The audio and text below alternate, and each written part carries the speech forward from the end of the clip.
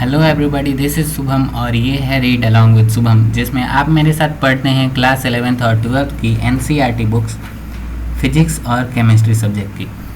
तो चलिए आज शुरू करते हैं chemistry class 12th topic chapter number 1 और टॉपिक नंबर 8। तो चलिए शुरू करते हैं।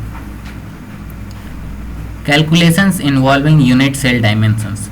तो कुछ कैलकुलेशंस हम लोग सीखेंगे जिसमें कि यूनिट सेल्स के डायमेंशंस को हम लोग मेज़र करेंगे या नापेंगे। From the unit cell dimensions से it is possible to calculate the volume of unit cell. अगर यूनिट सेल का डायमेंशंस हम लोग को पता हो तो हम लोग कैलकुलेट कर सकते हैं कि एक यूनिट सेल का वॉल्यूम क्या होगा, मतलब कि एक यूनिट सेल कितना वॉल्यूम ऑक्यूपाई करता है। जैसे ए पता हो तो ए क्यूब पता चल जाता है, उसी तरह ये बोला है कि यूनिट सेल का साइड अगर पता हो तो उसका वॉल्यूम पता कर सकते हैं। Knowing the density of metal, we can calculate the mass of atoms in the unit cell। और अगर हम लोग को ये पता हो कि मेटल का डेंसिटी कितना है, मतलब कि मेटल कितना मास कितना वॉल्यूम में ऑक्यूपाई करता है, तो हम लोग mass of atom in unit cell पता कर सकते हैं। मतलब कि यूनिट सेल का तो वॉल्यूम हम लोग पता कर लिए थे और उससे हम लोग पता कर लेंगे कि मतलब मास बाय वॉल्यूम तो कांस्टेंट रहेगा ना, तो वॉल्यूम जब पता चल जाएगा तो उससे पता चल जाएगा कि मास कितना होगा मेटल में, मेटल का कितना मास जो है एक यूनिट सेल में प्रेजेंट है। The determination of mass of single atom gives an accurate method of determination of Avogadro constant. और जब हम लोग mass of a single atom मतलब कि एक एटम का मास पता लगा लेते हैं तो हम लोग एक्यूरेट मेथड देता है जिससे कि हम लोग को अवोगाड्रो कांस्टेंट का हम लोग पता कर सकते हैं। मतलब ये इससे हम लोग अवोगाड्रो कांस्टेंट कैलकुलेट कर सकते हैं।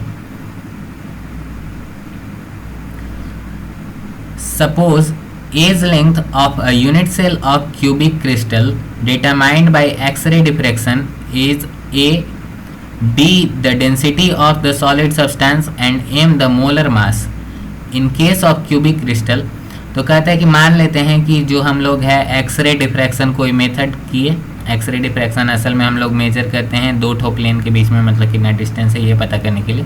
तो इसमें बोला कि जो है एक्सरे डिफ्रैक्शन एक मेथड किए जिससे कि हम लोग को पता लग गया कि ये जो है साइड का लेंथ है यूनिट सेल के, जो कि क्यूबिक क्रिस्टल में था। तो उसके बाद बोला कि डी जो है वो सॉलिड सब्सटेंस का डेंसिटी है और एम जो है वो मोलर मास है, मतलब कि एक मोल का मास एम है। तो इस केस में क्या होगा कि क्यूबिक क्रिस्टल जो होगा वॉल्यूम ऑफ यूनिट सेल क्या होगा, ए क्यूब होगा, सिंपली हम लोग को पता है।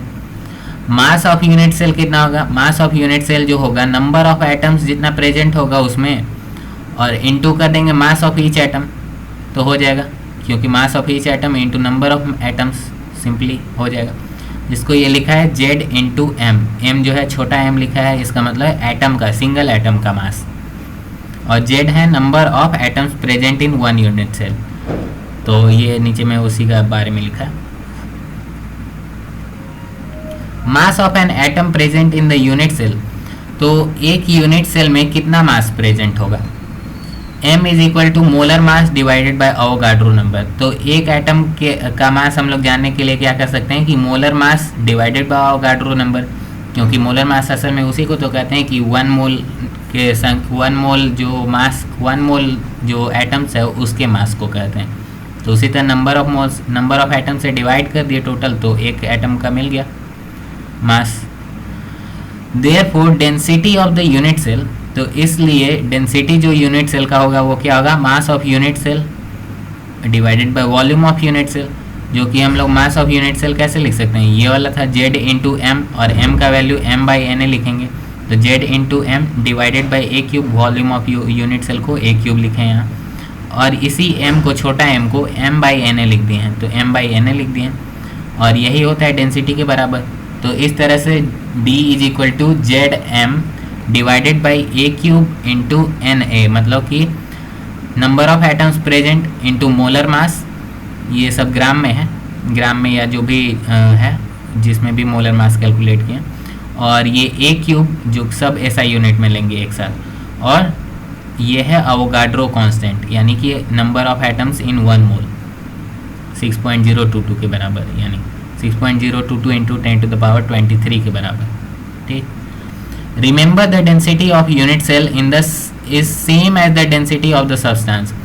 तो याद रखने वाला बात ये है कि डेंसिटी ऑफ यूनिट सेल, मतलब कि एक यूनिट सेल का जो डेंसिटी होगा वही पूरे सब्सटेंस का डेंसिटी होगा।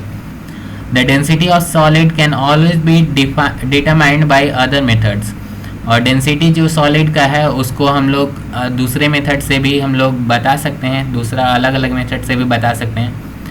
तो इस तरह से आउट ऑफ 5 पैरामीटर्स, अगर हम लोग को इस 5 पैरामीटर्स में से, मतलब कि ये डी, जेड, एम, ए और एन है, डी, जेड, एम, ए और एन है, इसमें से इफ़ एनी 4 आर नोन, अगर कोई भी 4 मालूम हो तो एक ये तो एन जो है वो तो मालूम ही रहता है, और डी जो है वो बोला कि अलग अलग तरीक़ा से मालूम कर सकते हैं। जेड जो है वो हम लोग को बताया जा सकता है, क्या कहते हैं, हम लोग स्ट्रक्चर देख के बता सकते हैं कि क्रिस्टल का टाइप क्या है। हम लोग तो पढ़े हैं कि सीसीपी में इतना होता है, सीसीपी में 4 होता है, सिंपल क्यूबिक में 1 होता है, और उसमें बॉडी सेंटर वाले में 2 होता है। तो ये सब से हम लोग जेड का पता लगा सकते हैं, और कैलकुलेट करने के लिए दिया जा सकता है मोलर मास या साइड लेंथ।